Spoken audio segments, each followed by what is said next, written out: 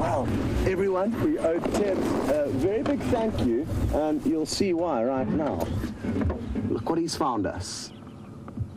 Oh yes, it's a leopard, and I'm 99% certain it's Karula returning home to Nkuhuma after a little vacation to the north of us.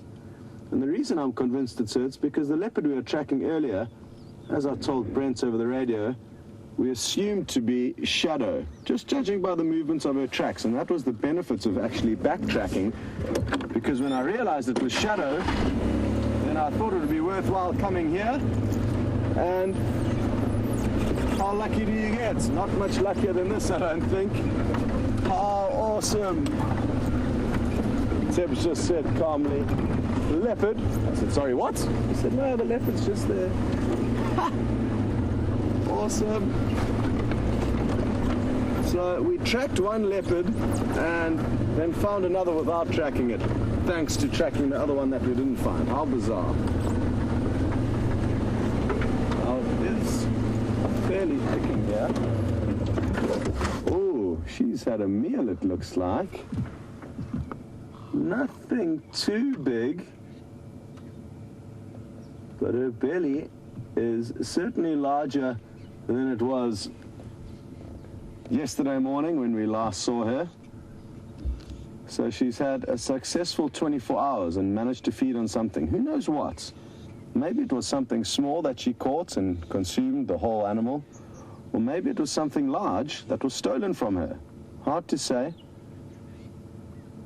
But at least she's full-bellied and in our sights.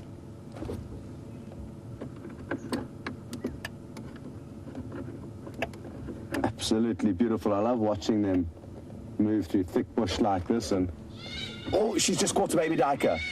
She's just caught a duiker. Can you believe it? Let's hurry on in there. Hold on, everyone.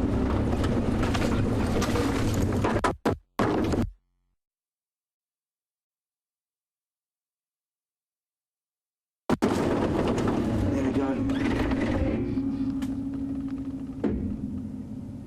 Shame.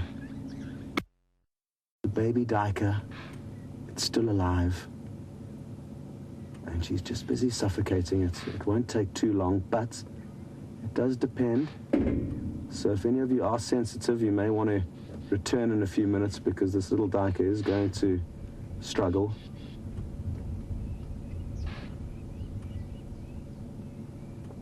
You may have heard the bleat of the duiker, and that's why I knew it was the prey that she had caught. And Impala's alarm calling nearby, just probably from the audio of that duiker.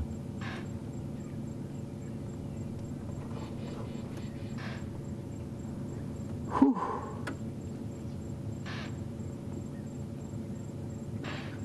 And this is the reality of being on a live safari. We simply do not know what is going to happen and when, and this is the last thing that I expected.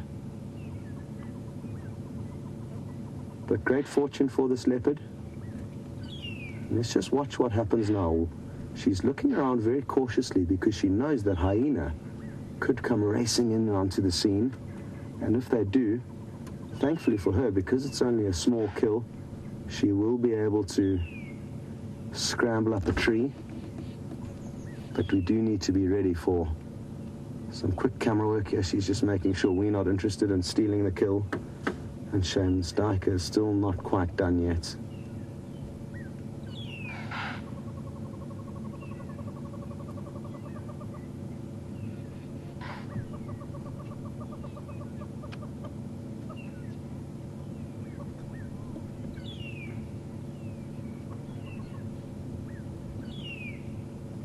Well, Monkey Man, you've just mentioned that this is your first live kill.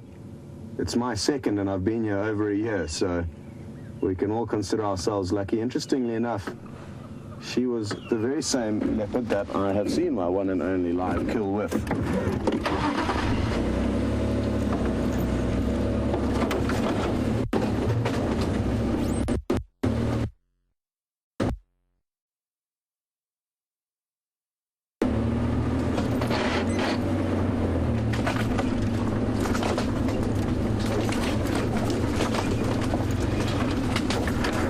guessing she would have been able to smell that little baby duiker, or maybe the duiker could see her and just decided to run at the last moment. She took 1 or 2 pounces. I'm not sure how much you saw, but just 1 or 2 pounces and she was on top of it.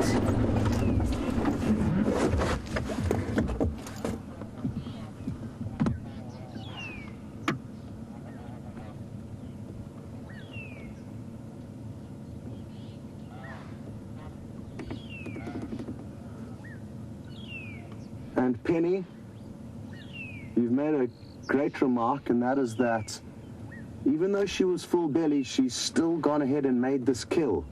And that shows exactly how opportunistic they are. And well done for saying that, Penny, because I hadn't touched on that yet. And so true, just moments before we were saying that she was full bellied.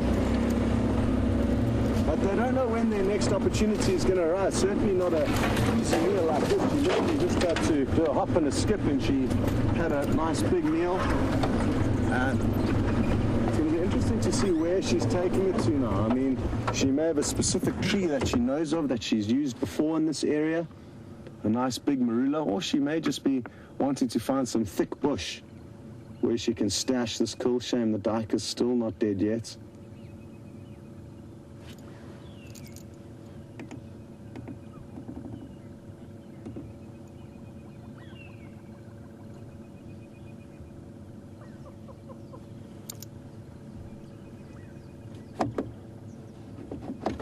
Just going to get a hold of Aubrey quickly. I think he might be interested in this sighting. And obviously it's really exciting stuff that she's got to kill. Orbs, she's just bumbled a baby Munti. We're just west of kind of Impala Road, Vuyatilla Junction. Sorry, east of there.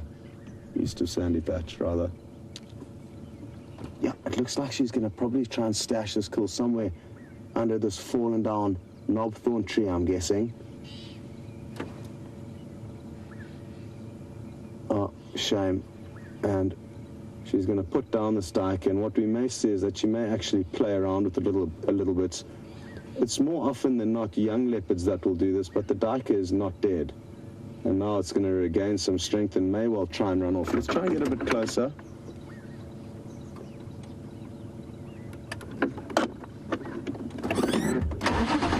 Shoot forward quickly.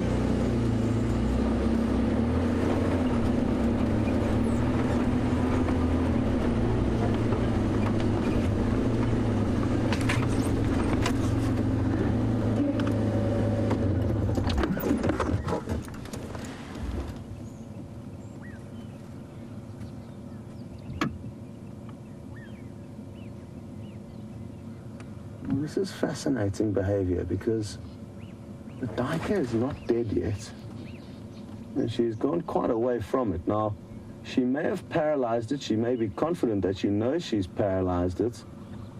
It's just lying down on the ground there. You can see it's still breathing.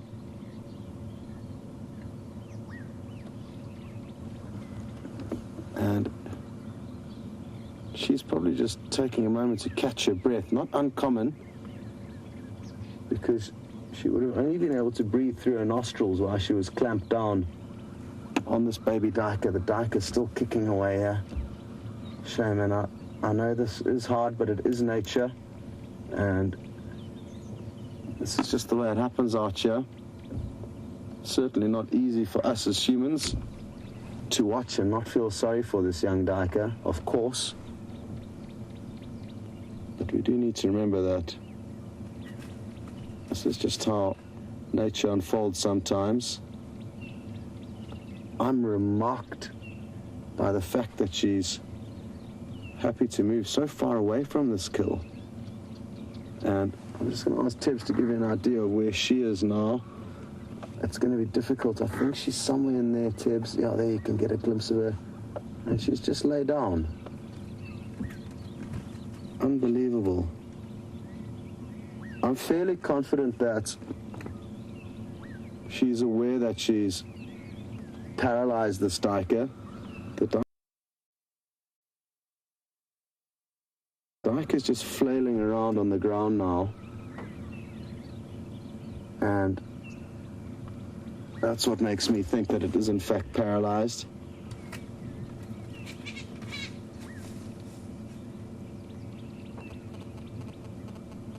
it's hard to tell. Maybe it still doesn't have enough oxygen in its system to muster the strength to get up and run. And some things in nature simply cannot be explained. I mean, it would not be difficult for Karula to completely dispatch this duiker. It would also make more sense, because every little extra bleat that this duiker lets off is a huge signal, an invitation to any hyena or any other predators in this area. And you would have heard that little bleat that the duiker lets out again now. Yet Karula doesn't seem too concerned, and this is kind of testament to the fact that sometimes we give the animals a little bit more credit than they are due, and I feel quite strongly about that with predators.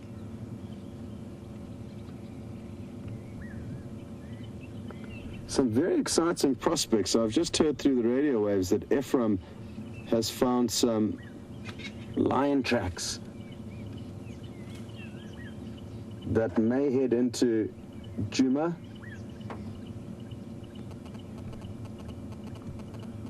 And who knows, maybe there's going to be some lion on screen shortly.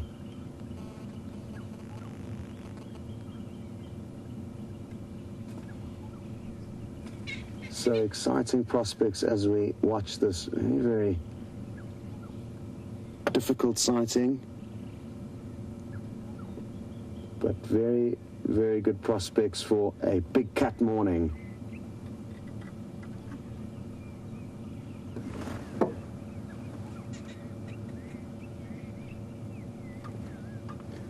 Kevin, thank you for bringing up this topic of what the baby duiker was up to.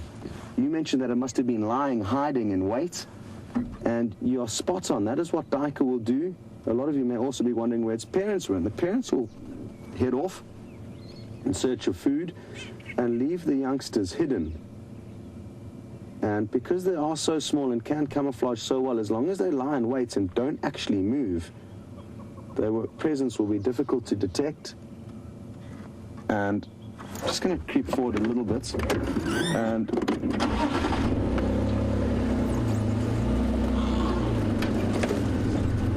I think that was the fatal mistake that this young duiker did make, was that it did actually move and give away its presence to Karula. And that's why she just took a hop and a skip to pounce on it.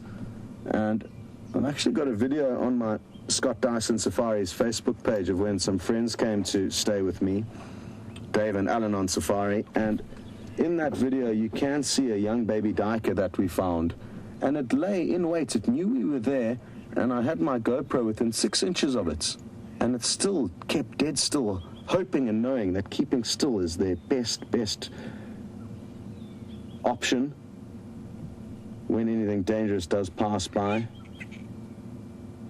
Well, I'm confident now that we can assume that this poor duiker does have a broken neck. And Lisa in Wisconsin, you've just touched on that, so you're right.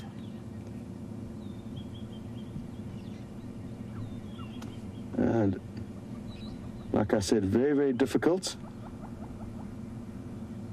But we need to remember that it's not our place to interfere,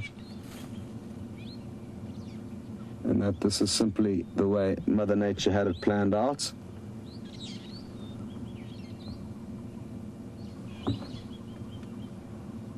What I'm thinking of doing is maybe trying to get some views of Karula. I'm not sure how much longer I can watch this poor little duiker flailing around on the ground here. So let's see if we can't get you a view.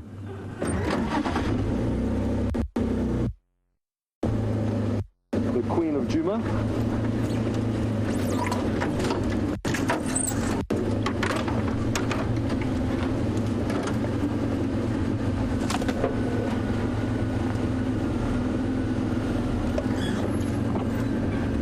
Lady and Lisa Osborne, you have been following these live safaris for quite some time, and remember watching a similar sighting with Peter Pretorius, although the leopard was playing with the bird, and you remarked that it wasn't much fun. And I hear you, it's never nice seeing animals suffer, even when it is just nature taking its course.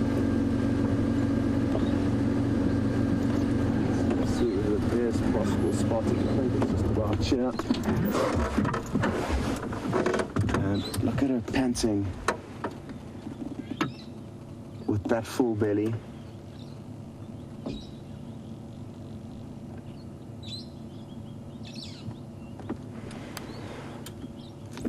And that's why she's, sadly for this duiker, in no rush to dispatch it and or start feeding on it. She definitely knows it's still alive, because with her incredible hearing, she'll be hearing every little movement and rustle that it makes.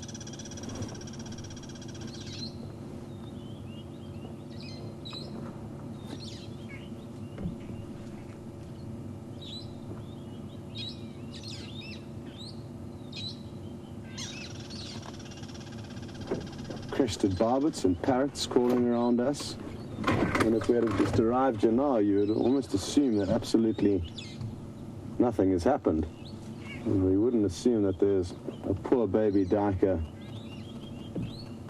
struggling nearby as the leopard nonchalantly grooms itself.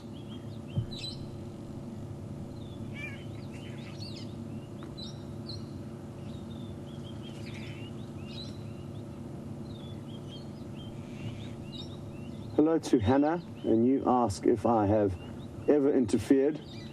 Hannah, never in a situation where it has not been necessary to, and therefore the only times that I have been involved in any kind of interference has been when the results of the injury to the animal has been caused by that of man, or if the animal is endangered. So you typically just have to hold back and keep watching. In this case, Hannah, there's nothing we could do. That young duiker is paralyzed, and it would be completely wrong to, even if we did have the potential to help, we would be interfering massively with Mother Nature's plans. And who knows what her plans are for this duiker.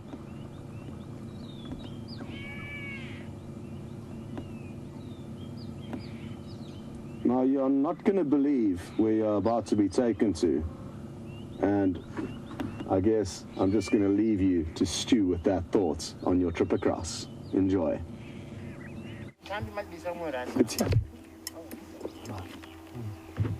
Guys, look at this. Lions, finally. It's the first time we've seen lions since the 24th of December. And it looks to be 3 lionesses of the Nkuhuma pride. And can you believe we were sitting with that herd of buffalo for half an hour this morning, and we left them, and the Nkuhumas came and caught one.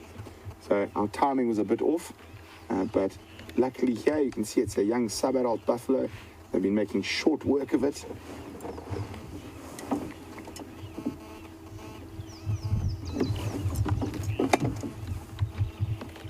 Isn't that great? Lion and leopard on the same drive.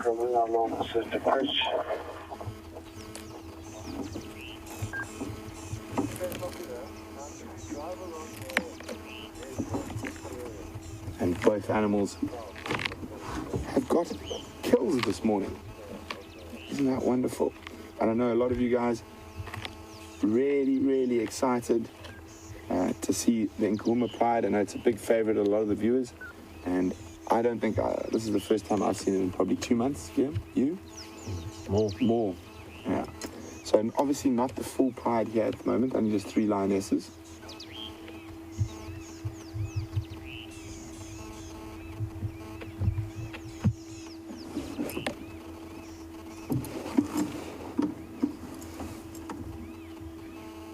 So happy kitties all abound on Nkuhuma Private Game Reserve this morning.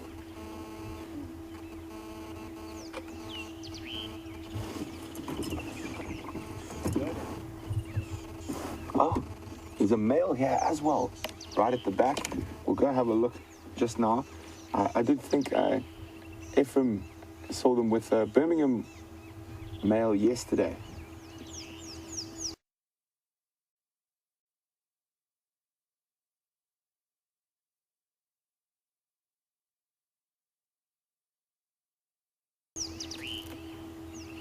Where do you see the male? Behind the little ladle. So you got him there. I think he's obscured from my position. Now if you okay, zoom in and slightly to the right. There, zoom in there. Zoom. And up a little bit. There's his belly there. You see him heavily panting. And you'll probably find he ate the majority of this baby buffalo.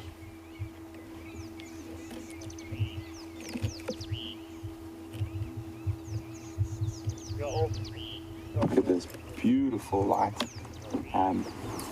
Lovely early morning light. If you guys hear a few clicks, don't worry, it's just me and my camera. And don't forget to take screenshots and share them on our Facebook page, SafariLIVE, or pop them up onto Twitter with the hashtag SafariLIVE.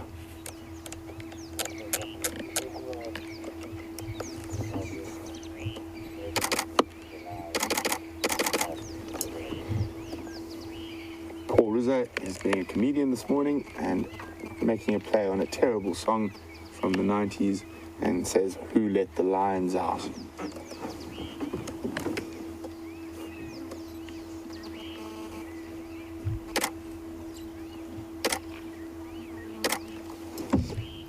And James Richard is saying the lion drought has ended and that it has, finally.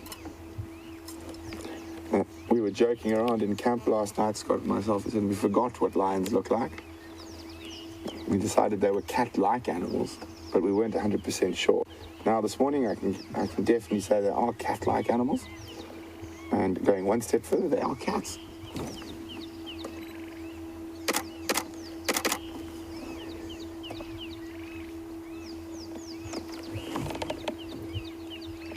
And you see how she's getting right into the joint there.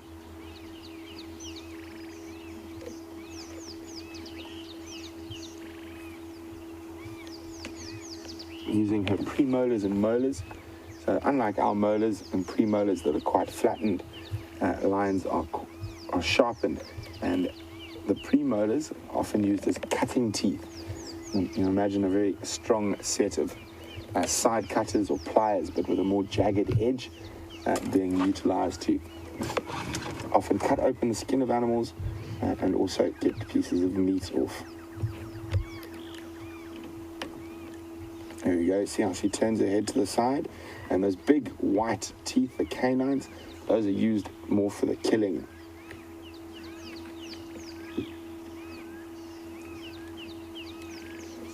So Brenda in Virginia has noticed that the lioness is missing an upper right canine. Brenda, lions break their teeth quite regularly, and it's not unusual to see a lion missing a canine or two.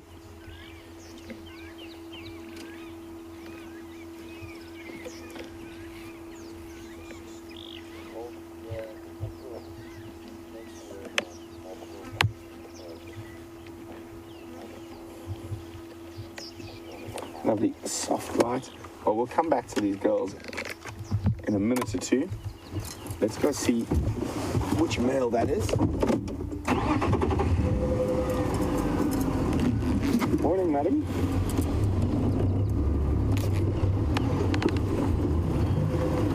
Natasha would like to know if it could be Junior. I would say it's very unlikely to be Junior. I would say it's more likely to be one of the Birmingham Boys. And hopefully, after this an incredible amount of instability with all the lions, with the new takeover of the males, the Matimbas moving out and the Birmingham Boys moving in, that we could be looking forward now to a sort of an era of a little bit more stability.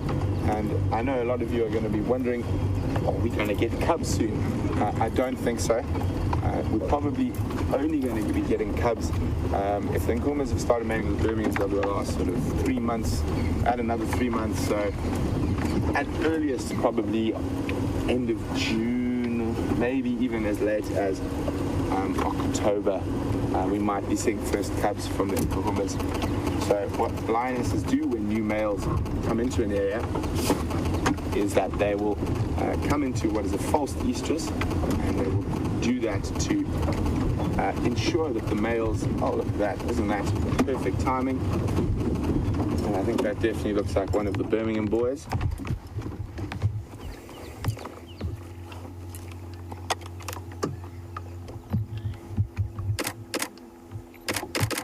can see he's definitely been feeding. You can see the buffalo blood on his face and that fat belly. So he definitely ate the majority of what that little buffalo. There's that big belly.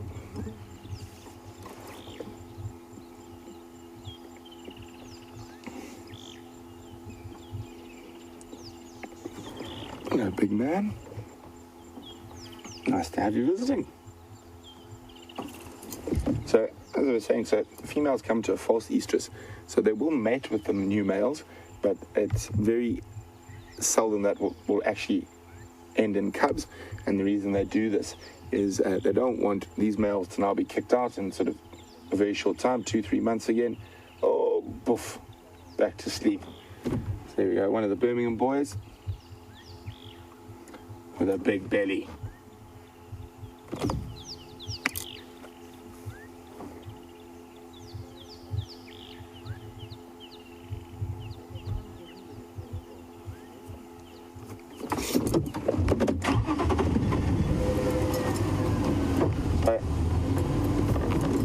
Finish up on those lion estrus. So they'll go into that false estrus, the males will mate with them, but they won't produce any cubs, and that's in case that these lions get ousted very quickly. So only in that second estrus cycle, once the new males have become established, will they actually start producing cubs. And Kobe, who's our new viewer, asking another question today, says, what is a lion's favorite part? Is it the bones? Is it the meat? Well, generally, Kobe, it is, they'll go for certain of the internal organs first, specifically the liver, the heart, lungs, very high in iron and other nutrients. The amber eyes, yes, it is amber eyes, it looks like the one with their back to us here.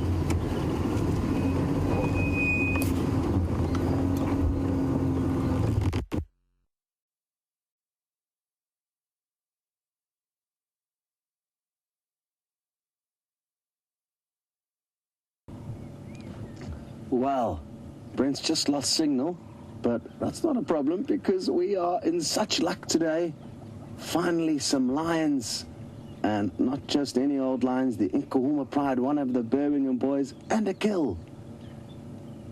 So fascinating stuff. Karula's getting very comfortable here, as you can see. And other than the odd little noise that she is hearing every now and then, which gets her head up, she's been snoozing. The baby duiker is still alive. It's not bleating as much as it was before. It's gone silent. And it leads me to a good point that I hadn't thought of earlier, and I believe was raised by Paul. And Paul and myself are both wondering, has she not specifically left this duiker alive with the knowledge that by its bleats that it lets out, it could well call its parents back into the area, allowing Karula another opportunity to make an easy kill? And I've never seen this happen before, but it certainly is possible, and I think it's what this old experienced female has done. She knows from experience that the bleat of a baby duiker will often cause its parents to return. And leopards aren't the only animals to do this. There's various tribes that hunt in jungles in Africa and abroad that will do similar things, and they'll even simulate the bleat of an antelope, knowing that it will attract possibly not even parents, but even other antelope in the area who are simply curious to know what has happened to a certain area. So I think that's the science behind her cruel yet effective technique of luring in even more easy meals.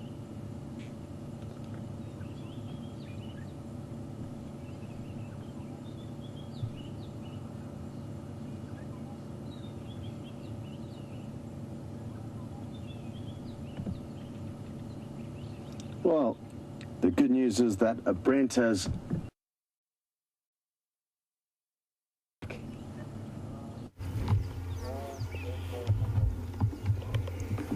Sorry about that. Seems like a gremlin decided to visit us. But we're still with 3 members of the Nkuhuma pride. And Lucy was asking about Amber Eyes, and Amber Eyes is the lion on the head at the moment. licking it. There we go. There's amber eyes. And it looks like this lion is probably going to go look for a bit of shade.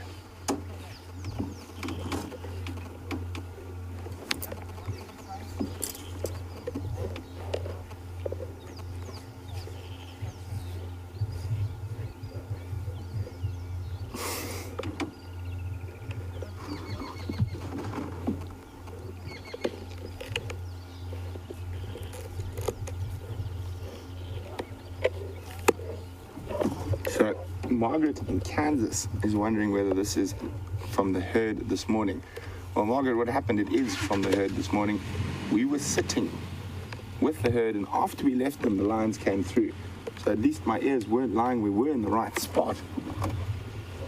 Oh, tired kitty. Happy kitty, full belly. Time for a snooze.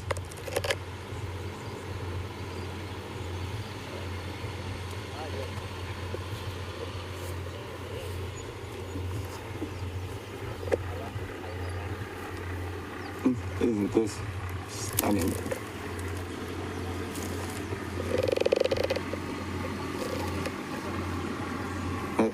Scott says, everyone phone your friends quickly, we've got lions again.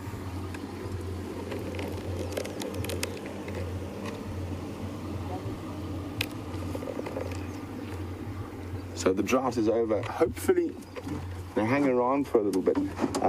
The one major problem from where we are now is that the closest water is back across our eastern boundary. So it'll be very interesting to see if they decide to head further into Nkuhuma, or they do head back north or back east. So the closest water from where we are now is the Nkuhuma waterhole, and that is quite far.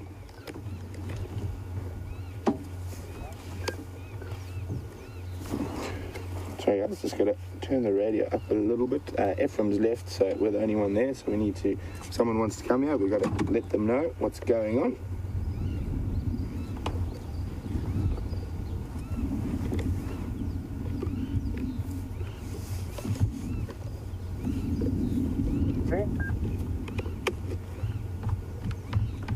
So lions are not dependent on water, but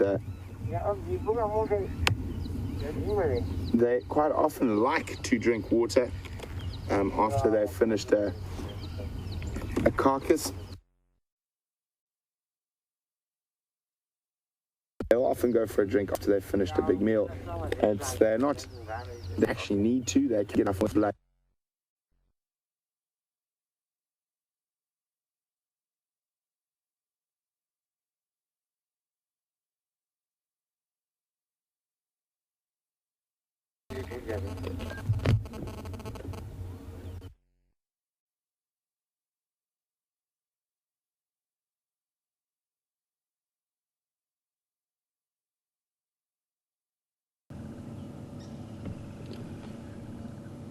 Shame, apologies for the shaky signal on Brent's vehicle, but I'm enjoying you guys popping back in for a visit and a check-in on Karula every now and then, so it's not a huge problem.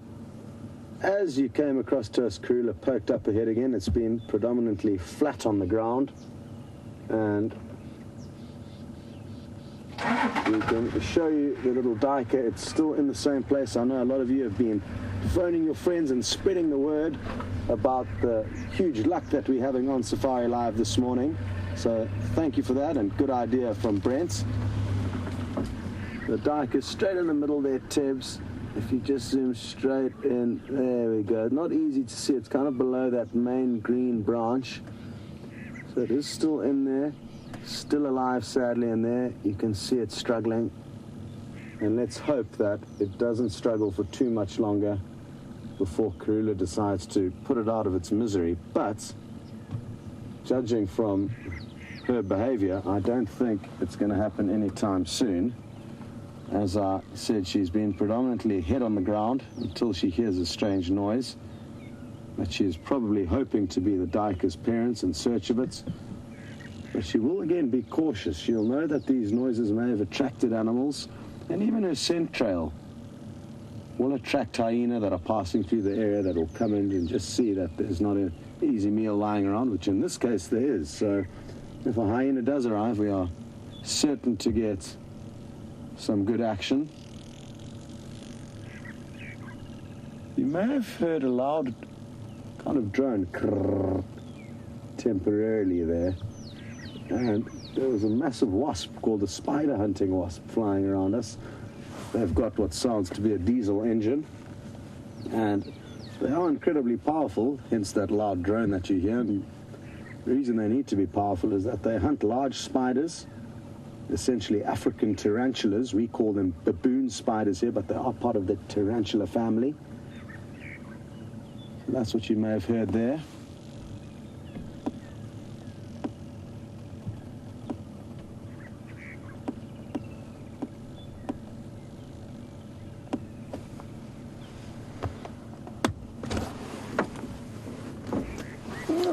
Julius Smith in Houston has noticed that Karula's nipples are protruding, and she's wondering whether that's always been the case or whether that is a sign that she could be pregnant. Now, old female like this is approaching 12 years of age. I'm told she turns 12 in, I think, March, or there and thereabouts.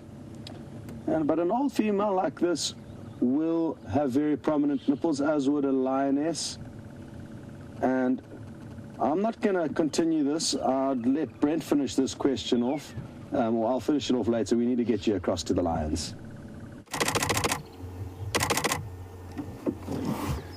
So the males just got up and walked to a different piece of shade, a little bit closer. So quite fortunately, we can now have visual of both without having to move the vehicle. Unfortunately, we're not sure why we're having these gremlins invading us at the moment. Wium thinks he might have managed to create some magic to stop it.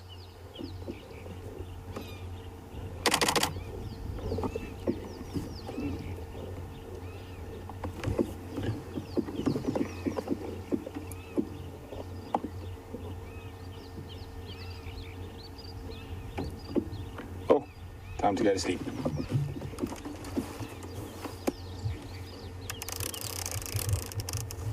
Ladies are still feeding, or two of them at least. And they do love a buffalo, lions.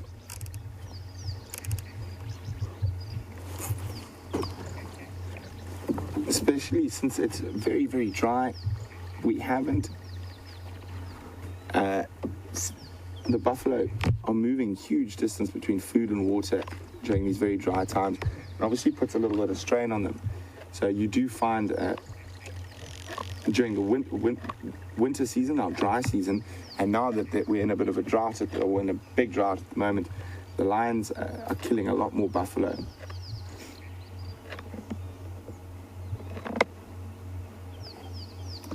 So I'm not exactly sure which Birmingham boy that is. Natasha was wondering. I don't think it's Scrapper or Tsotsi, as he's also known. And so there's an old scar on the back of that lioness.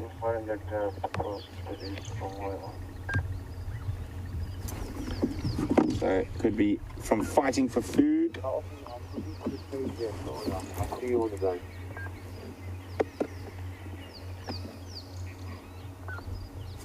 So when we had a look at that male, Nigel, Jen B, and Jen were admiring his battle scars. That's a sort of a sign of a proper male lion. All those scars, if you look at zoo lions and captive bred lions, they lack that character that a wild lion has. And he's got to fight for his spot in the sun. And the life of a male lion, or life of a lion in general, is a very violent one.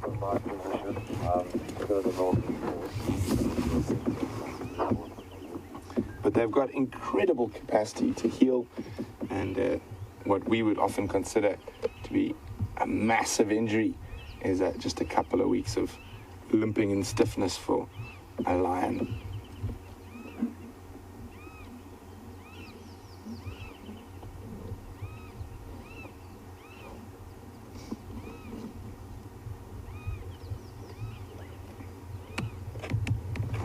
So Kay and Nigel are wondering whether this kill will attract other animals like hyenas. It might attract some vultures because it is out in the open as it gets warmer and the vultures start moving. But it's unlikely to attract hyenas. They might come in and have a look, so it will attract them. But if they get a glimpse of a male lion anywhere near it, that's it. They will move away. So a group of hyenas will happily harass a group of lionesses, but as soon as you add a male lion into the equivalent, the hyenas know they are outgunned severely. Certain male lions that I've seen in my travels around Africa, particularly one up in northern Botswana, for some reason actually just absolutely hated hyenas and would often, the one morning I think we found 6 dead hyenas. He basically stalked and killed them all the way down the road. And where we went, there was just another dead hyena, another dead hyena. When it comes to the predators, the male lion is by far the top of the food chain.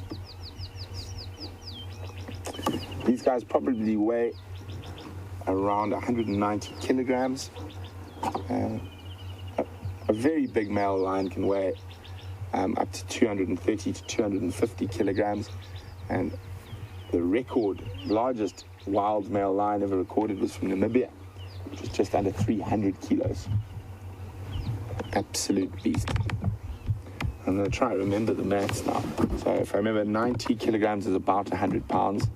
So we're looking, these guys are probably 200, 220 pounds. Is that right? No. 180 kilos. 220 pounds? Close to 400. Close to 400 pounds. Sorry, Wium. Maths is not my strong point. Fortunately, looking for lions is. Although a big thank you to Ephraim for finding for us this morning. So what happened is we left that buffalo herd. And there's the amber eyes heading towards the male. I wonder if they've been mating.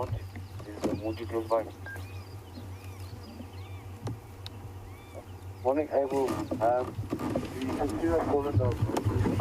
So let's go have a look. There might be some nice contact, rubbing of faces between them.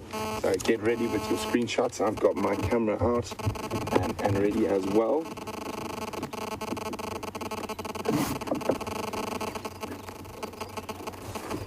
There we go. Look at that. She's going to mate. Now that often happens at the beginning of mating. That's amber eyes. Look at that. Wasn't that incredible?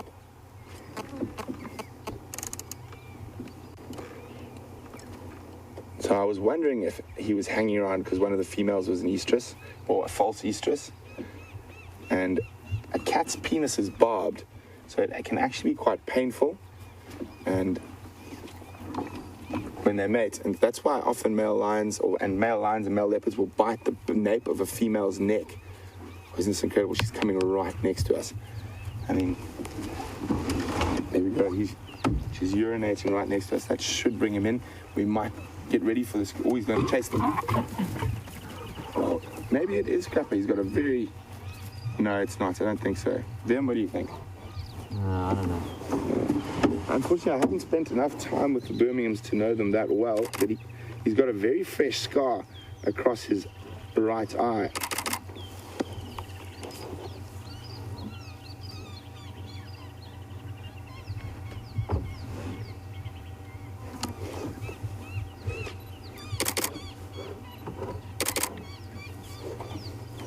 He's so full, he probably can't eat anymore. But he's chased them off just to make sure they know who's boss.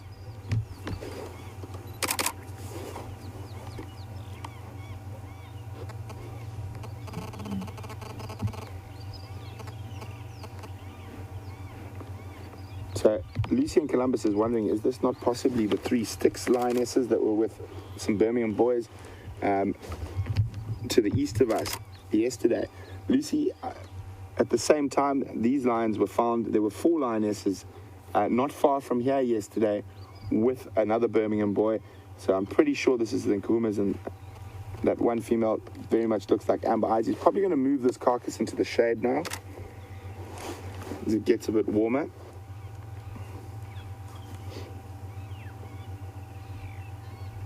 So those 2 different lion sightings were running simultaneously. So, and Cheetah Plains is quite a long way from where we're here, although where they found the Nkuhumas with this Birmingham yesterday, much, much closer. Probably no more than 3 kilometers from here, so I'm very happy my predictions seem to have come true.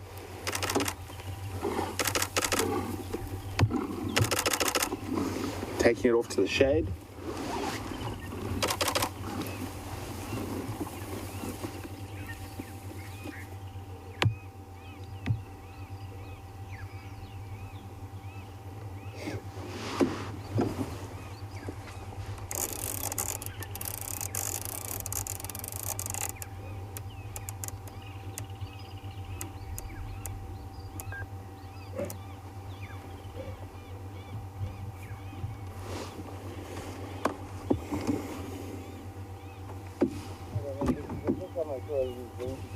He's going to drag it a little bit further into the shade there. So,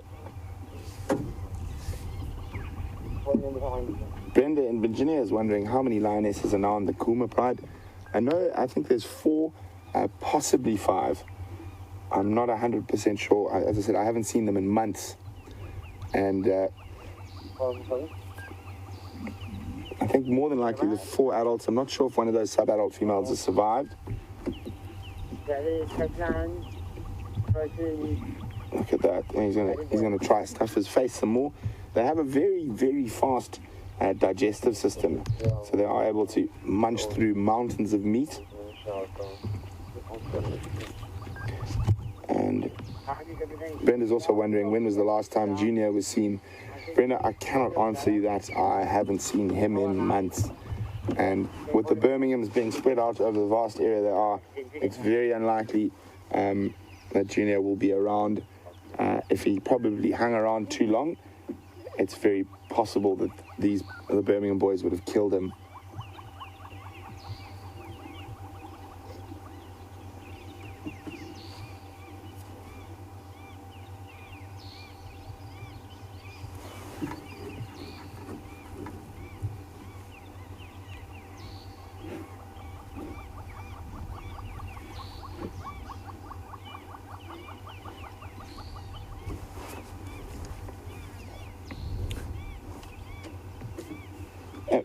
Matthew in Los Angeles is wondering if we can tell by the mane color how old this lion is.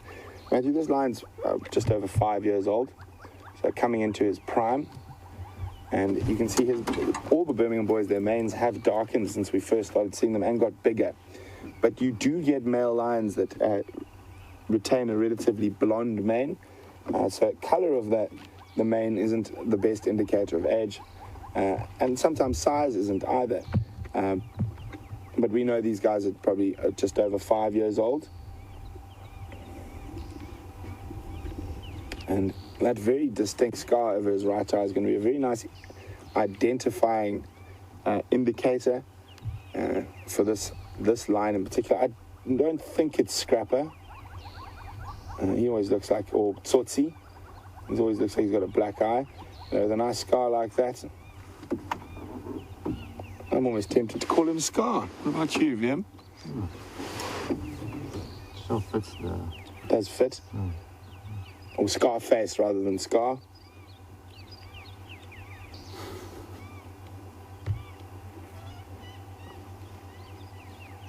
I think Scarface is better than Scar. Scar was the sneaky lion from the Lion King. He is a bit of a gangster. So Yeah, Scarface. Now the Birminghams are like gangsters. Scarface is probably better.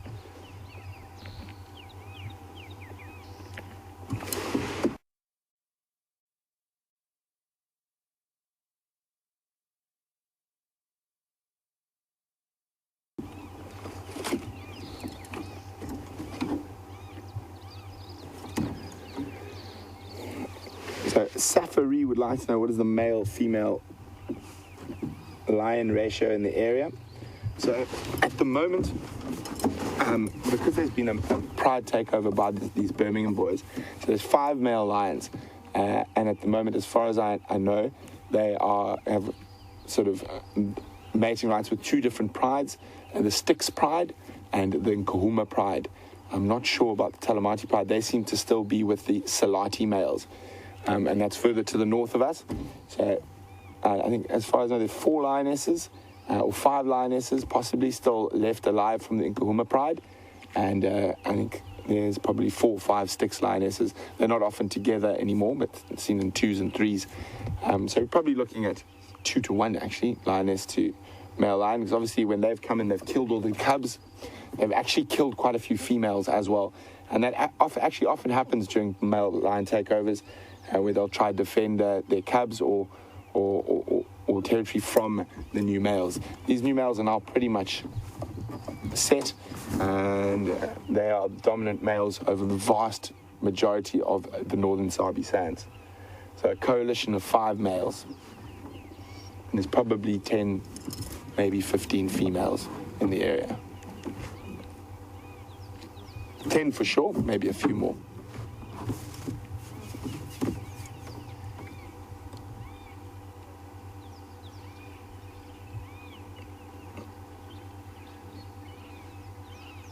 There we go. Kevin, Anna Marie, and quite a few others say Scrapper or Tsotsi's damaged eye is his left eye, and this male has it on his right eye. So I think Scarface is a good one for him, because I think that will make quite a nice scar.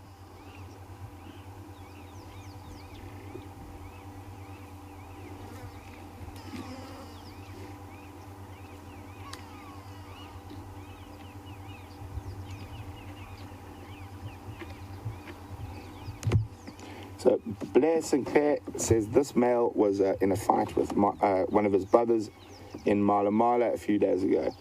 Now, that is very possible, and it's quite a nice fresh wound. Probably either fighting over food, more than likely fighting over mating rights. So even though there are coalition members, they will battle each other for mating with females. So there is dominance amongst the coalition, even though all of the males will eventually probably mate with all the females. And since that little bit of behavior we saw between him and one of the lionesses, probably means he won. And he's getting to do the mating first.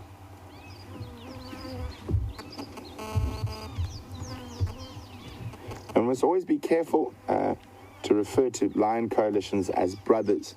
It's often a very big misconception that male lion coalitions are related, as in direct brothers. Quite often there will be unrelated males that have joined, maybe 2 that are related, and another 2 or 3 that are related. So you will have unrelated members in a coalition. And also, it's a very, very easy presumption to make, but often a very incorrect presumption, that the dominant male lions in the area are the fathers of all the cubs you see. So in a lot of areas in Africa, the new research that's coming through, about 50% of cubs born to the prides are not to the dominant males of the area. There are male lions quite often. So old Junior, if he is alive and he's managed to get out of here, and he doesn't find another young male or a couple of other young males to join up with, he might adopt a different strategy, and certain male lions do this. They're almost permanently nomadic, and they sneak around the peripheries and will mate regularly with females. And so you have, and that also helps with genetic diversity. So often single male lions that aren't in big coalitions will become sort of sneaky maters and sneak around the edges, mating with females. And so quite often, as I said, 50% of the cubs in a pride are not the offspring of the dominant males.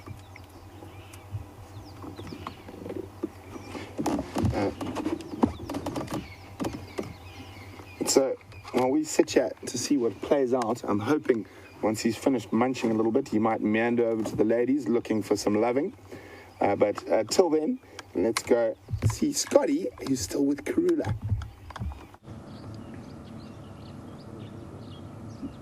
Well, who would have thought it would have got much better until the Birmingham male and that Nkuhuma lioness attempted to do some mating, and let's hope that there's a little bit more of that before the end of the safari, as Brent says. Now, Karula has repositioned ever so slightly, basically her head was where her back feet are positioned now, basically, and she's just on a bit of a 180. Sadly, we've had to reposition the vehicle. Well, maybe it's not sadly, maybe it's a blessing in disguise, and we cannot see the duiker that is still alive, still struggling nearby, and clearly she has got no intentions of changing that for the time being. And it really is going to be interesting to see if she makes another move before the end of the sunrise safari. I'm not too sure what to think. Now, apologies, Julia. I only just got started answering your question before we had to race you across to that action with the lions. And just to remind everyone, she just picked up what it's called the duiker, the big pick, and that's why she's looking back in that direction. Now, for those of you who have just joined, Julia earlier asked, is it normal for Karula's nipples to be so prominently showing, or is it a sign of her pregnancy? And Julia, for an animal of this age, approaching 12, having given birth to many litters, it is not abnormal for their nipples to be prominent and easy to see. It's just when the angle is right, you get to see them more often. And I guess the fact that she's full-bellied will be helping to pronounce the fact that those nipples are in fact there, whereas if she was empty stomach, they would not be protruding as much. And again, it also complicates things because she's old. She's got this little bit of a flabby belly, extra tube on that back half of her stomach, and that looks similar to a young leopard who would be pregnant. So difficult to tell if she is carrying, at least it is difficult at this stage. The best sign to see that a leopard has in fact given birth, Julia, is when you can see the nursing ring. So when you look at those nipples, you can see a very distinctive suckle mark around them.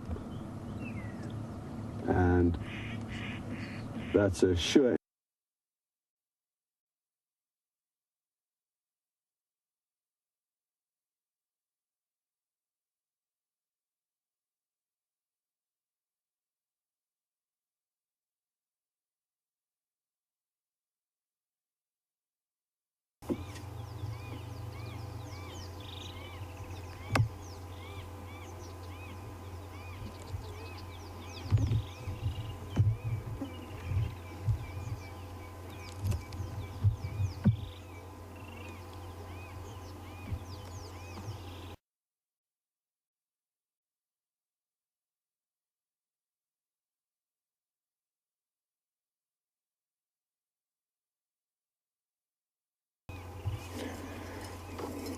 So Safari says this is the second time watching the safaris, and can you believe it, on her second drive, Karula with a duiker kill and the Nkuhumas and a Birmingham male munching on what's left of a buffalo. You're very lucky. Safari would like to know why the lions don't attack us. They attack elephants sometimes that are much bigger than the vehicle. Well, Safari, it's a little bit of a longer discussion. I'll deal with the lions and elephants first. A lot of animal behavior is area-specific, not species-specific. So you probably would not find these lions ever going after elephants. I've never heard of lions attacking sort of teenage elephant in the Sabi Sands. They focus a lot more on buffalo, zebra, wildebeest, kudu. And the lions that are famous for hunting elephant are wildebeest, kudu. And the lions that are famous for hunting elephant are in Botswana, particularly along the Chobe, Kwondo, and the Nyanti areas, and also the Savuti. Now, there's a very important reason for this, that when the Savuti marsh dried up, the majority of the buffalo, zebra, and wildebeest moved away from that area, leaving only a lot of elephants in that area. So to adapt, that pride had to start hunting elephants. So obviously they can't move off too far, because if they did, they would move into another lion's territory. So because the elephants were the most predominant animal in their territory, and there wasn't a lot of other food around, they learned how to hunt elephants. So, and another good example of animal behavior being area specific rather than species specific is that the lions in the heart of the Okavango Delta will swim across deep channels and for 100 meters often at a time, whereas you probably couldn't get these lions to put their toe in a very small river. And it's obviously just the nature of the area that different animals occur in. But why they don't attack us in the vehicle? So if you think about it, a vehicle doesn't smell very nice. It smells of petrol and oil and brake fluid and grease.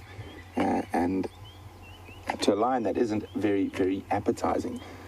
Also, vehicles have only been around for just over 100 years. And animals do not have an instinctive response to them. It is not something that is sort of in their DNA. Now, for an example, if I had to stand up in the vehicle, Wium had to stand up behind the camera, we would get a very different response from the lions. Now, the bipedal figure of man, so that upright, two-legged creature, has been the dominant diurnal predator on the African savannas for 200,000 years in current form. And before that, there have been other hominids and large apes that would have been the dominant daytime predators that would have been competing for lions. And we've evolved to be far more active, or be active during the day. And we are one of the only animals that is capable of operating in 100-degree Fahrenheit weather, 40 degrees Celsius. We can walk. We've got a very, very complex sweat system that helps us cool down, and so we don't overheat. Lions don't have that. If their core body temperature raises by a couple of degrees, they'll actually die. So they are very, very stationary during the heats of the day, while we are very mobile. And we both evolved like that to avoid confrontation. So very simply, a group of lions, a single man is an easy target for a group of lions, and vice versa, a group of men can easily kill a single lion. And basically, that's why lions also have developed into a social cat. They're the only social cat, and it's from being in direct competition with humans, who are a big social animal. So there's that reason when it gets dark at night that we want to go home. And that's basically from when we lived out in the African savannas. We wanted to get safe away from the lions. And if we happen to walk up to lions during the day, and 99% of the time they will run away. And that is their defense mechanism of dealing with us. So very, very interesting. But now, so I was saying, if we stood up in the vehicle, probably from here, and it's getting a bit hot, the lions would probably drop down, start growling, and maybe even run away. If we had to walk in here, I'm 100% certain that they would run away from us. So very interesting. At night, a different story. They will eat you. They are the dominant nocturnal predator. We are the dominant diurnal predator. So we've got our little niches that we fill out here. And also now, a car only being just over 100 years old, there isn't that instinctive response. There isn't that hundreds of thousands of years of ingrained knowledge. And so if you drive carefully, and considerately, and you don't pressurize the animals, they become very used to the vehicles and sort of just treat them as a thing that's there, that's not to eat, it's just there. As you can see, they carry on with completely natural behavior, ignoring the vehicles while we're here.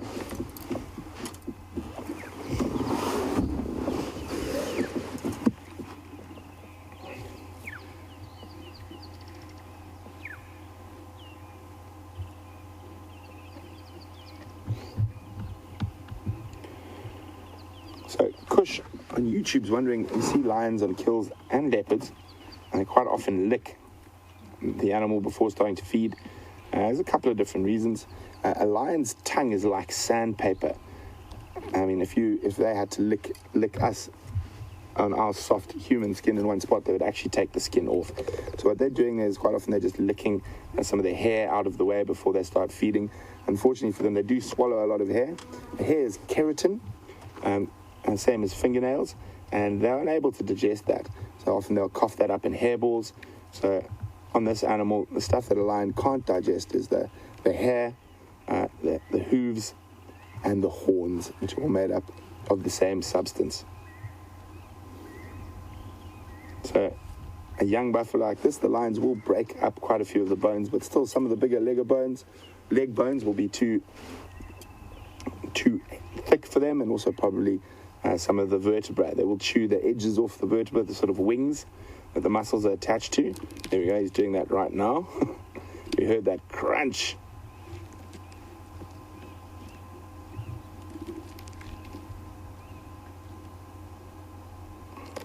There we go, you see he's using his molars and premolars to crunch and cut. Oh, he's got a bit of sinew stuck there. I must imagine lions, if they had the option, would need a lot of toothpicks.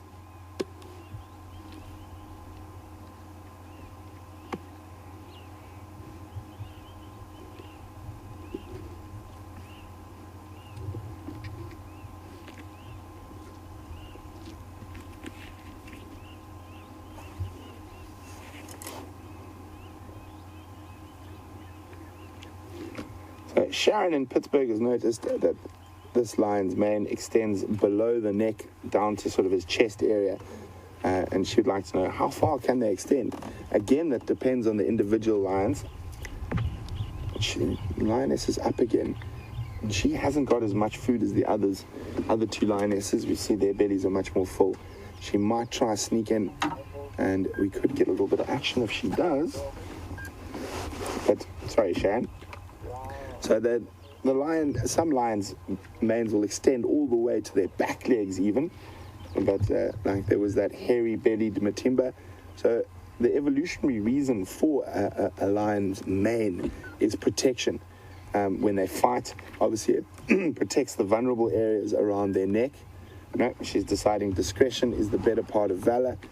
Wait for him to decide he's finished eating what he's got, and then she'll probably move in.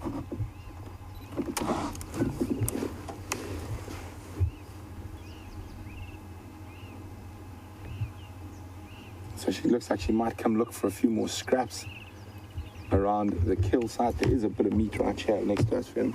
Maybe she'll find that. It looks like.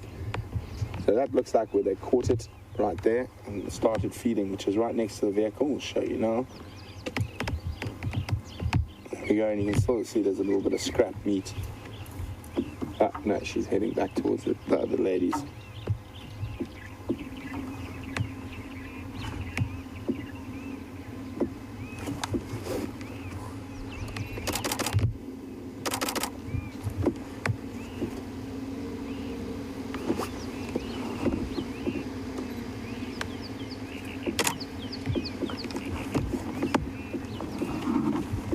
So, oh, look at that.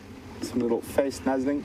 And very important with your social cats to do that and reaffirm the bonds between the different pride members, because often when they're feeding they forget their manners and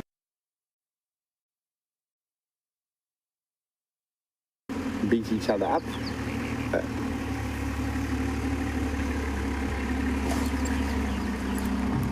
Pam Shirley is wondering, will the lions eat the buffalo's hide, or will they leave it for other scavengers?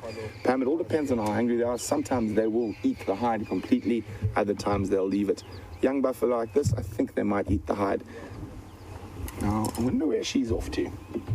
There's one lioness walking off, and he's noticed he looked like he might follow for a second, but not. I think she's probably just going to move a little bit down there, find a bit of deeper shade to have a snooze in.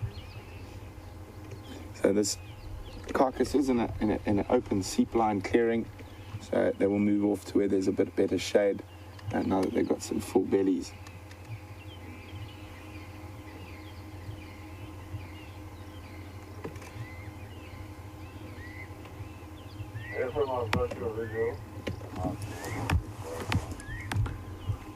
So we're going to sit here, see what happens with the lions, and while we do that, let's go back to Scotty, who's still with Karula.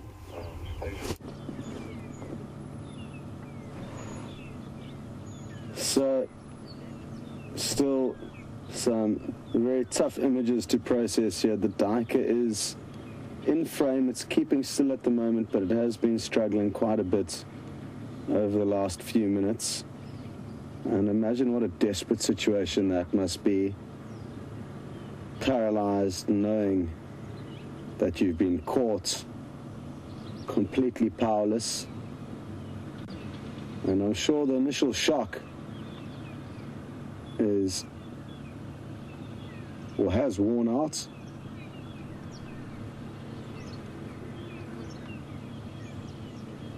So a terrible situation for that young duiker.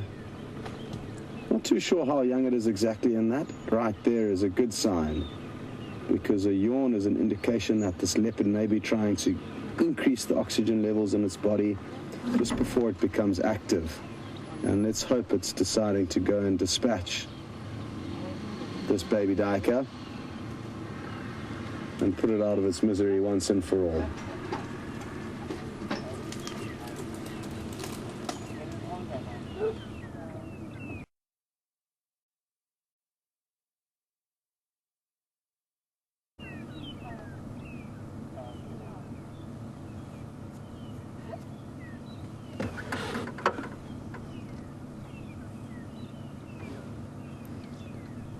Very good question that's just come through from Sean, who's watching in Canada.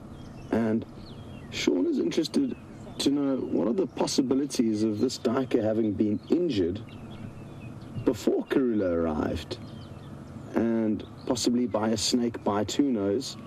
And Paul, it is possible, but I think it's highly, highly unlikely.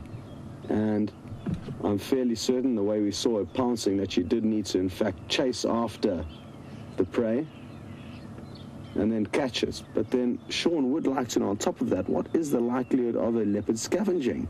And very, very high. All the predators, Sean, will scavenge. And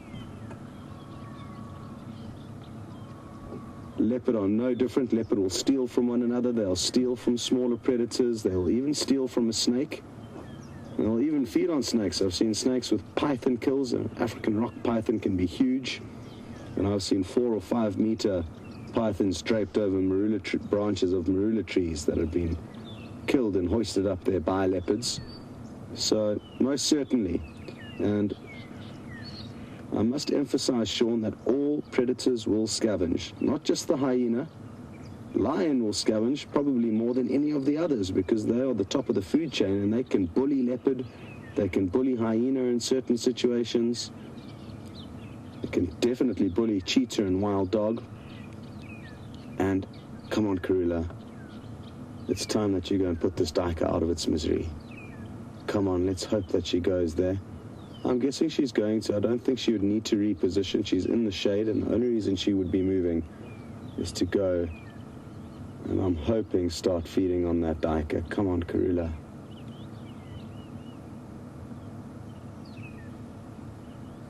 Now again, it may make for some difficult images. She is heading straight towards it, and there is a strong chance that this duiker will let off a few more bleats as it sees the leopard approaching, or as the leopard latches onto it.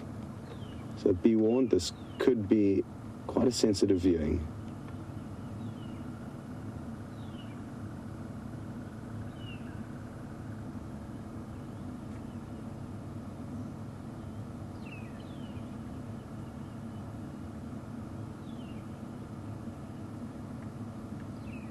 I know we don't have the best view, but I don't want to reposition the vehicle now.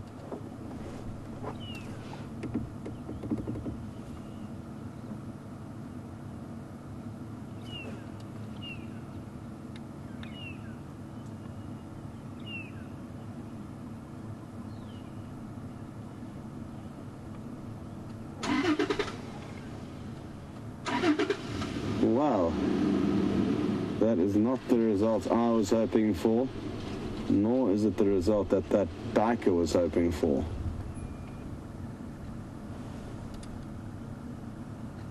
And I can't see exactly what's going on now. Let me see if I think now would be a good time to reposition.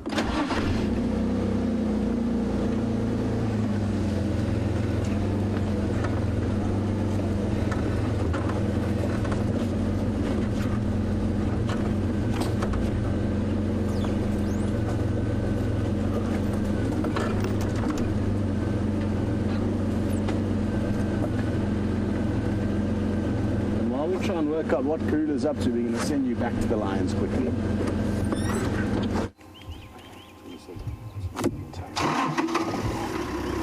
welcome back. We're still with this beautiful Birmingham boy, and with those wonderful scars on his face, lets you know he's a proper male lion, not just a poser. He gets stuck in, and there's a lioness who's trying to sneak closer, and it's the hungry lioness. She's having a bit of a stretch against the tree there, cleaning her nails. There we go. She's definitely the most hungry of the three lionesses, so she's trying to get in there. And male lions can be very, very selfish when it comes to feeding. So many years ago, I was guiding in Botswana, and our first sort of drive out, we drove out and we found a big pride of lions on a zebra carcass, and we found them quite late in the morning in the morning safari, and the male lion was pretty much exactly like this. He was eating the carcass, and the lionesses were lying off to the side. And as it got hotter and hotter, the male lion then picked up on probably half a zebra, and he started dragging it towards where the lionesses was lying in the shade. And before I could explain what was going on, I had a guest from America, and she said, "Oh my goodness, look how sweet. He's taking the meat to his wives." He got about 4 meters from the lionesses. He dropped the meat. He ran and charged, beat up 3 of the lionesses, and then went back and took the meat and dragged it back into the shade.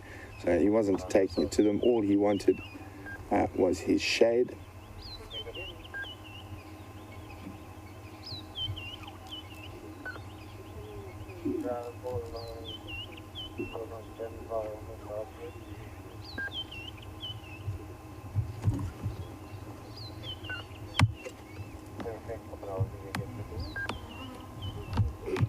So you can see the lioness is up and down moving, and just trying to watch him to see if it looks like he's going to have a snooze and stop feeding.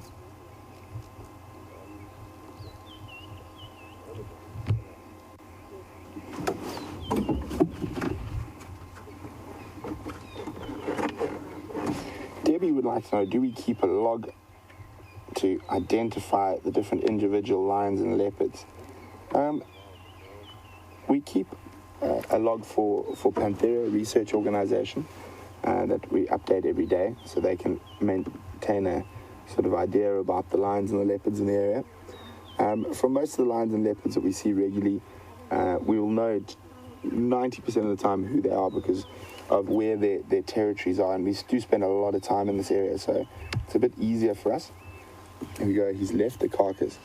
I think he's going to go try and mate with that female again, the same one who gave him a good hiding a bit earlier. He's looking for the ladies, and you'll probably find that hungry lioness will probably try to sneak in if he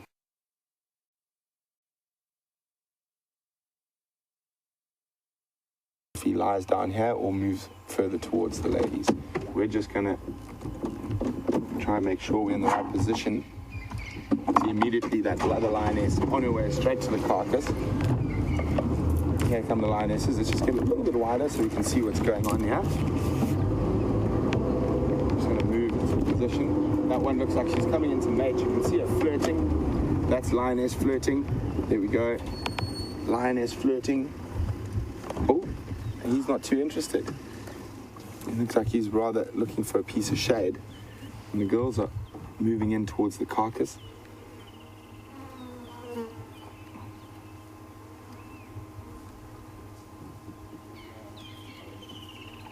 And he's going to go flop down. He's disappeared into some thick shade. See, they're checking, making sure he doesn't change his mind and come back and chase them before they start feeding.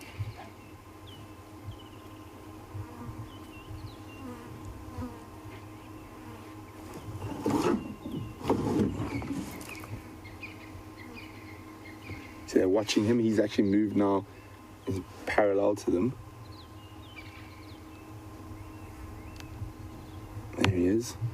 Making sure he doesn't change his mind and come back in and chase them.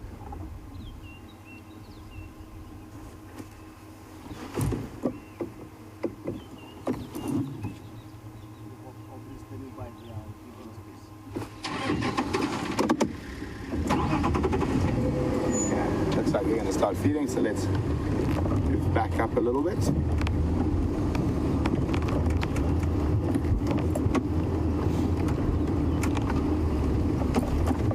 How's that, Jim? That'll do. So wonderful to be having Nkuhuma Pride back on the property. As I said, we haven't seen them in months, and this is the first lions we've seen since the 24th of December. So exciting times, back with the big cats.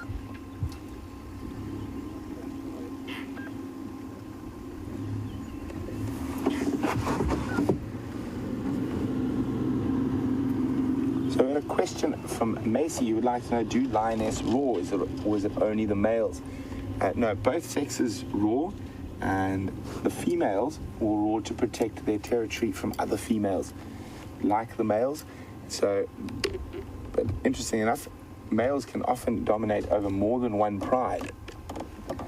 So even though they have the same sort of dominant males, the lionesses will defend their individual territories against the lionesses. And that Birmingham's sort of just disappearing now. I didn't expect him to walk that far with a belly that size. Oh, we just lost sight of him. He just disappeared quite far into the bush there. Hopefully he doesn't move off too far. And he'll be around for the sunset safari. And the third lioness, who seems to have got the best deal out of the buffalo by the size of her belly, is heading in.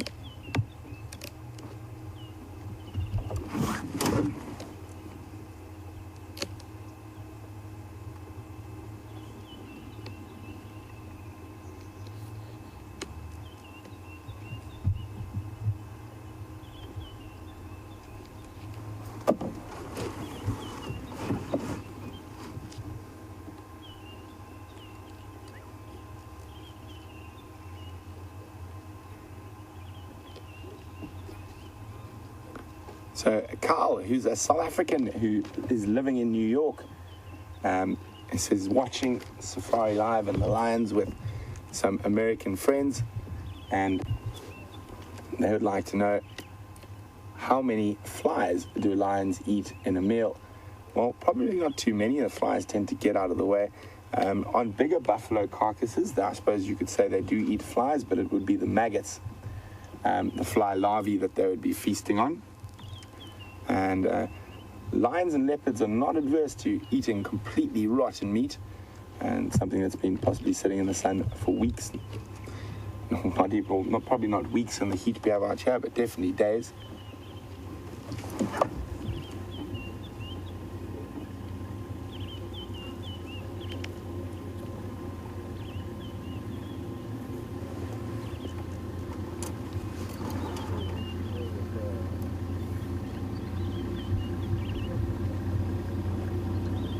So there's going to be very little left of this buffalo by the end of today, if anything at all.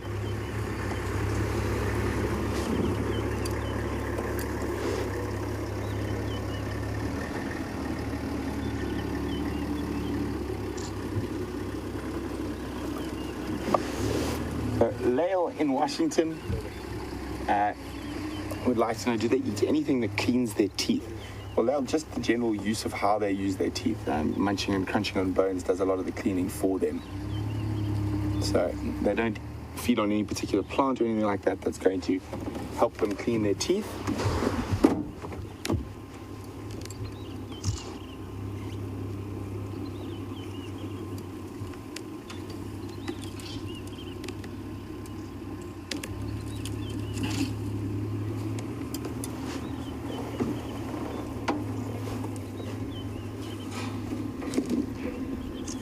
Anne-Marie says these lions don't seem to be arguing over food that much. It's probably because the two of the lionesses and the male have done quite a lot of the eating, and it's only the one lioness really who didn't get as much of the food, so that's probably why they're not arguing. The other two aren't as hungry.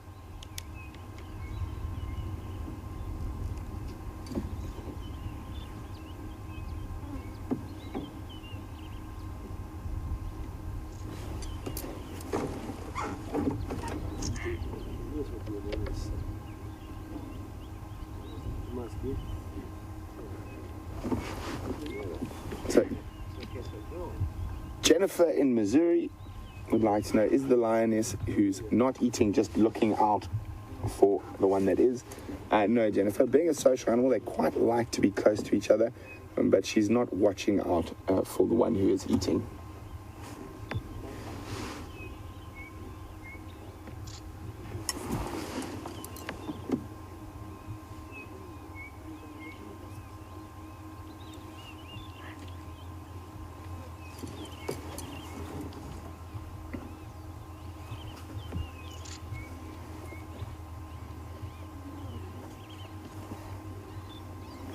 So Carol in Florida would like to know why lionesses stay with a male if he treats them so badly. Carol, you must realize that these are wild animals and we can't humanize them.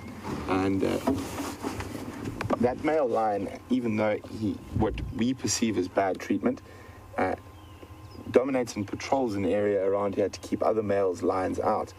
And basically, if you're a wild animal, and for quite a lot of the people in the world, you have a very few main objectives, and that's to keep well fed and to procreate. And so the lionesses are unable to do the second option without the male. And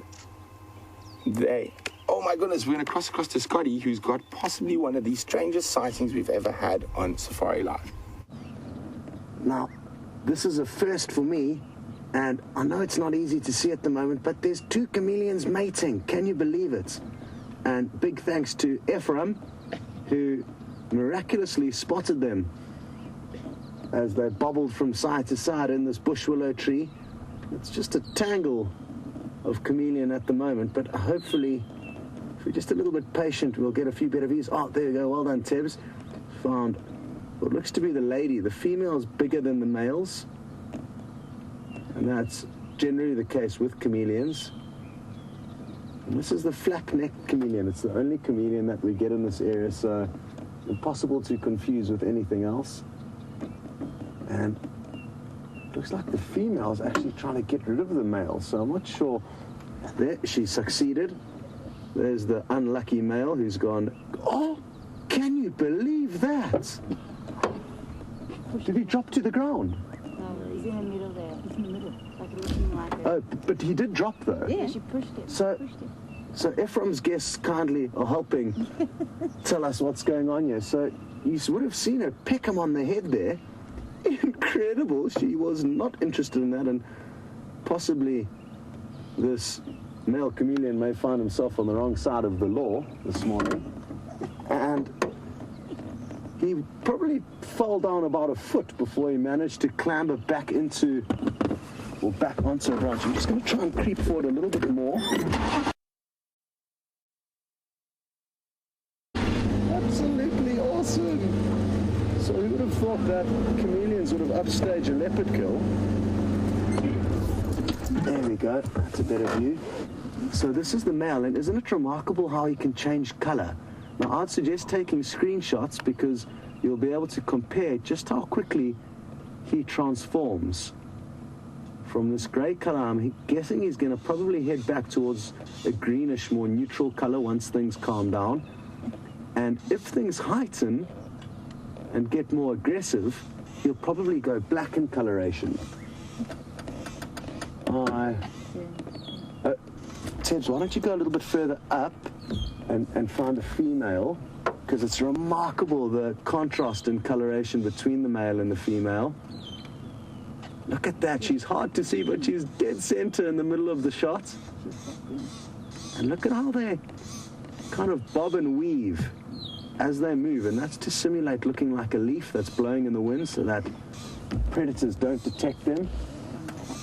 This is absolutely awesome. She's disappeared, but the male, I think, is still in a spot where we can see him. She's right from the top of the running away from him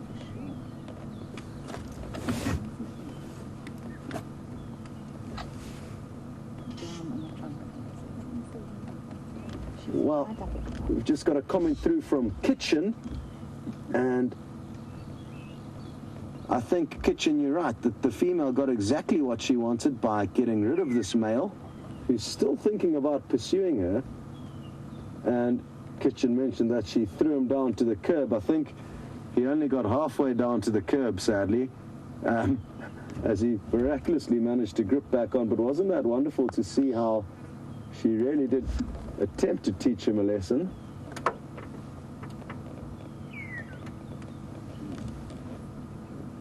And Raid Freak says this kind of treatment is the story of his life. I'm sorry to hear that you are getting pecked on the head by females when trying to court them. That is not a good situation to be in, and I apologize for that situation that you find yourself in.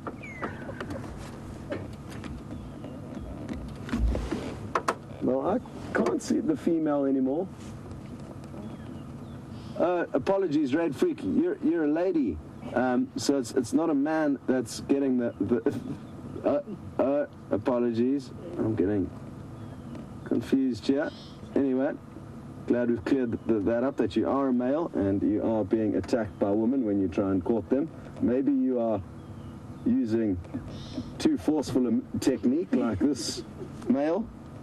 I'm not convinced that the female chameleon had given consent to what we just witnessed.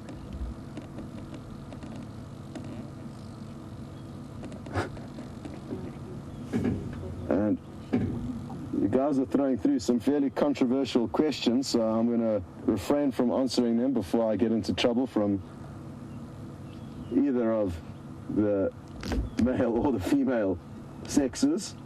So I'm going to remain neutral, but you guys are more than welcome to keep bantering amongst yourselves, whether you watching on YouTube and commenting on that feed or on Twitter.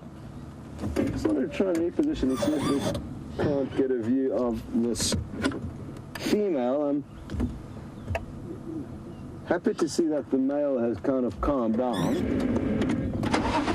Just look back over my right shoulder to make sure Karula hasn't returned to the duiker kill.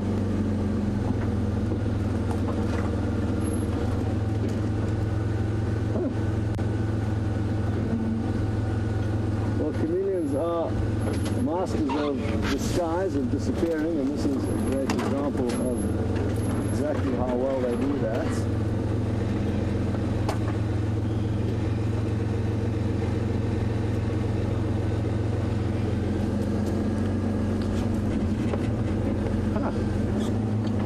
Can't see too much from this angle, but let me just reposition the vehicle. Give me a moment.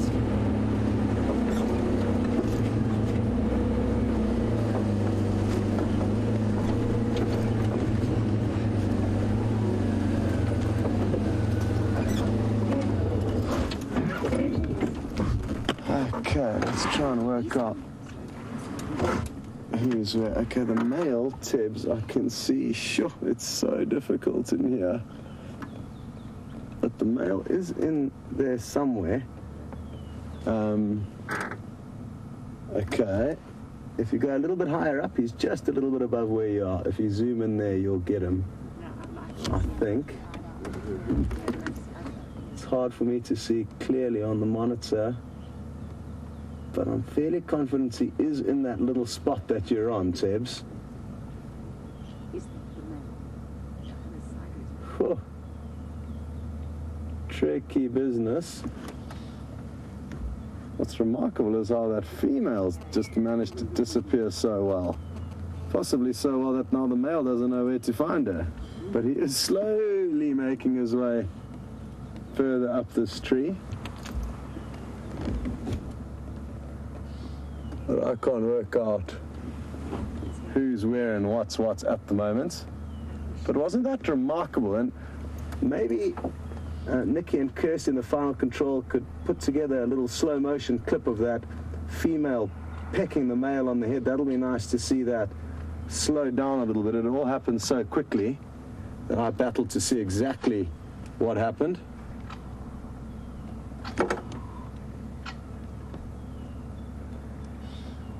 And the girls are already busy preparing that clip, so we'll just wait patiently for them to get that ready for you guys.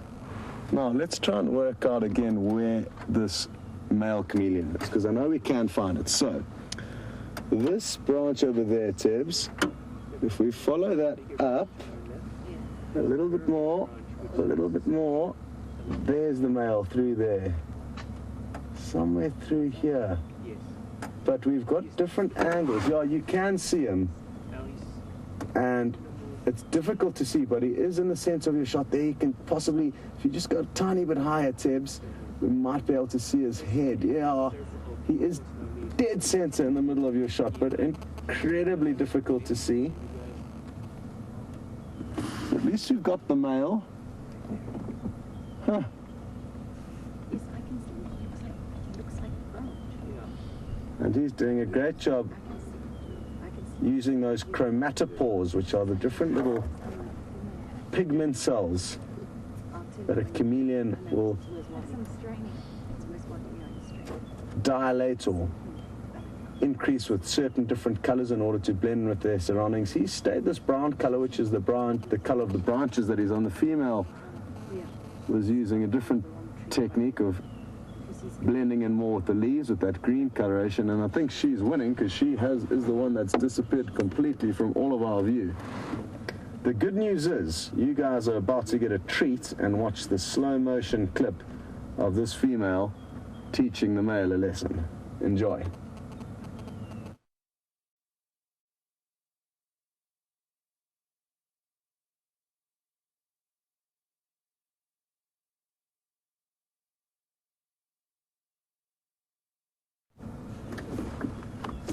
Well, I'm sure you all enjoyed that slow-mo clip. What would have been interesting is if you may have seen a flash of orange as she struck down on him, and that flash of orange would have been from under her throat, and it's a large contribution to why they are called the flap-necked chameleon. When they are feeling distressed or concerned, they will flare out this flap below their throat, which has bright orange coloration when expanded. So you may have got a flash of that, but it all happened so quickly, I'm not too sure. Yeah. Well, it's been an incredible morning, a lot of surprises. Certainly didn't expect to see Karula catching a duiker right in front of us live, and was also pleasantly surprised by the fact that there was also some lion on the property. Finally, some lion have come to visit us on Nkuhuma, and not just visits, put on a serious show with a buffalo kill with some kind of intermittent potential mating. Let's take a look through the gap here. You can actually see quite clearly from where we are, where the duiker is, which is on the kind of bottom of your screen now, and the leopard lying there beyond it. And some crested francolins busy grooming themselves, just like the leopard is beginning to groom itself now. The francolins are sitting on that fallen down tree, knockthorn tree showing. You can see the duiker still moving and struggling on the foreground there. So, morning of unexpected scenes. But we are incredibly fortunate to be all here together, sharing these experiences and memories together, because this has been a morning for the memory books, that's for certain.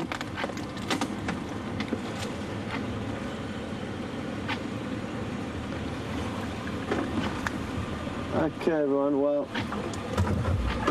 a very big thank you to all of your contributions, involvement, and joining us on the Sunrise Safari. We've all been spoiled. To those of you who phoned your friends and tried to urge them to join us, thank you for that. Keep doing that. We really do appreciate it. And looking forward to the Sunset Safari. Great prospects for later on today. Over to Brent.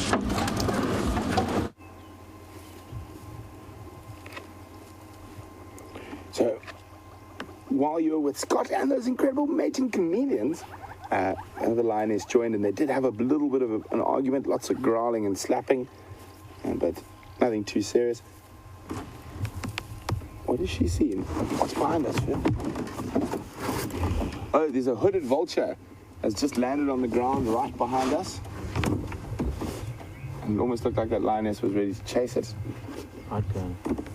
So, 2 vultures have just descended in the last 5 minutes.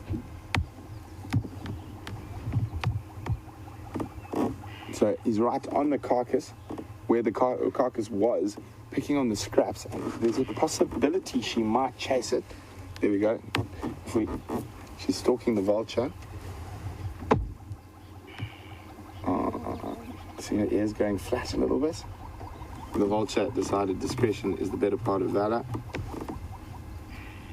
If she comes in to where the lioness or the other two are, there might also be a bit of growling. And then maybe had a little bit of an argument. There's very little left of that buffalo.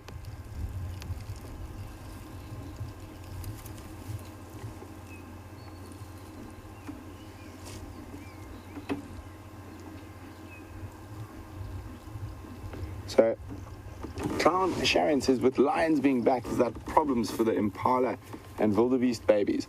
It is possible, Sharon, that they could lead to problems for them. But at the moment, they're quite far from where the wildebeest herd normally hangs out.